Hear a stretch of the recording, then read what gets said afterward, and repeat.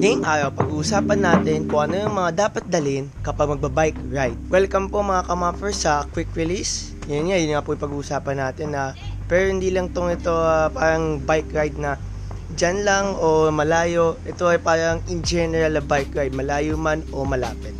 So first, ang kailangan naman natin ngayon is something na malalagay yung mga gamit natin. So ito, ang example nito is a bag. Ito naman ang aking bag. It is a belt bag na UST.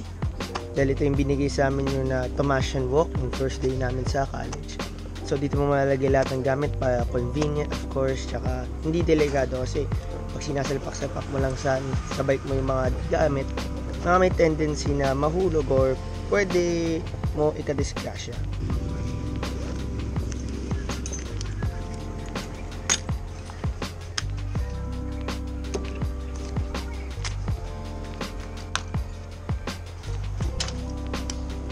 So ito dapat yung mga kailangan natin dalhin kapag may bike ride.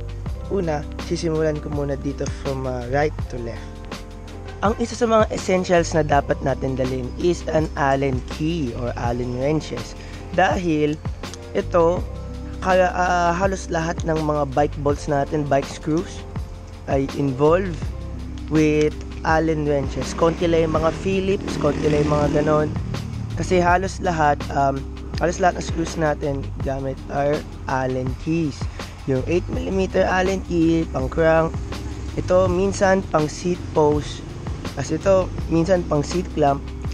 Tapos ito naman mga essentials like pang stem or yung pang stem or doon din sa seat post. So kapag let's say may lumuwag lang, edi maigpitan mo, edi maganda, madali, tsaka of course it will be convenient. Baka malay mo dahil sa luwag ng screw na yun, yung paikadisgrasya mo. Kaya kailangan mayroon kang Allen key as always. Second naman na dapat meron tayo is a wrench, 15mm wrench to be exact. Dahil yung dalawang wheelset natin, ang kailangan nila is 15mm wrench. So for example, kailangan mo higpitan yung wheelset mo or kailangan mo tanggalin yung wheelset mo dahil let's say na-flatan. Of course, this will come handy. So dapat kailangan din yan sa bike ride. At hindi ito mawawala, okay? Okay, second naman is ang pinakamahalaga para sa akin sa lahat is a identification card or an ID. So ito yung ID ko from school. Ginagamit ko to kapag wala namang school, nilalagay ko siya sa sa bag ko. Kasi pag may nangyaring disgrasya or may nangyaring emergency, kailangan mo in some way na ma-identify ka ng mga tao. So ito yung isang way na para ma-identify ka ng tao kung may nangyari man emergency or disgrasya is a identification card. So essential talaga to, tsaka need talaga to. Huwag yung kakalimutan to. Ang susunod na kailangan naman natin is a patch kit. Itong patch kit na to, ang hirap i-deny na hindi mo malalaman kung kailan mabubutasan ang iyong gulong. At kapag nabutasan ng iyong gulong, lalo na pag bike ka, minsan mahirap na maghanap na ng vulcanizing. Mas lasi kapag nakakita ka na ng vulcanizing shop, di mo natanggalin yung patch kit mo, tapos pa-repair mo ng mas maayos. So essential to kasi there are many times na nabutasan na kami ng friends ko habang nag-ride, and this is a lifesaver tsaka time saver. So really need to para hindi ka maabala sa pagbabike nyo. Ang susunod na kailangan naman is ay pera. So kada bike ride nyo, dapat magdadala po kayo lagi ng pera kasi itong pera na to, essential. Ito talaga, sobrang essential nito.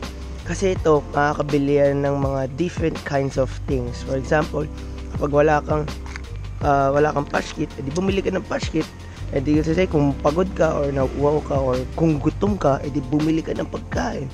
So kung basically, itong pera na to, all-arounder siya in general. So dapat palagi kayo may pera for kung anumang purpose ang kailangan in a bike ride.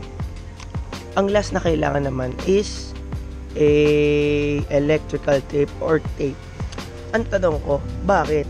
Kasi ang kaibigan ko, si Matthew, palagi siya napuputulan ng spokes. So palagi na sinasabi, Len, dapat magdala tayo ng ganitong tape para pag may naputulan na spoke o may kailangan idikit, meron tayong pampatikit. So ito, Kasi may one time naputulan din ako ng spokes. So habang pababa ako ng Antipolo, naputulan ako ng spokes kasi natanggal yung kadenas, naipit at naputol yung spokes. So I cannot leave the spoke, hanging around kasi pangit yun. So ang ginawa ko naman is nilagyan namin ng tape yung spoke, tinape namin sa kabilang spoke, at yun, nakauwi kami ng safe and sound. Kasi ang nangyari, bago kami nagdadala nito, naputulan ng spoke si Matthew at natusok yung spoke sa legs niya. Natusok. Of course, hindi lang naman ito pang spoke, so pwede naman ito pang lahat. Kung mayroon kang dikit, may kailangang ayusin, may kailangan kang i-wrap. So maganda din na kasama to sa bag mo for a bike ride. So ito lang po ang video ng quick release ko, ano mga dapat kailangan nyong dalhin sa isang bike ride. I hope you like it, guys. Of course, please share, like, and subscribe, and see you next time, mga ka-muffers. Bye bye.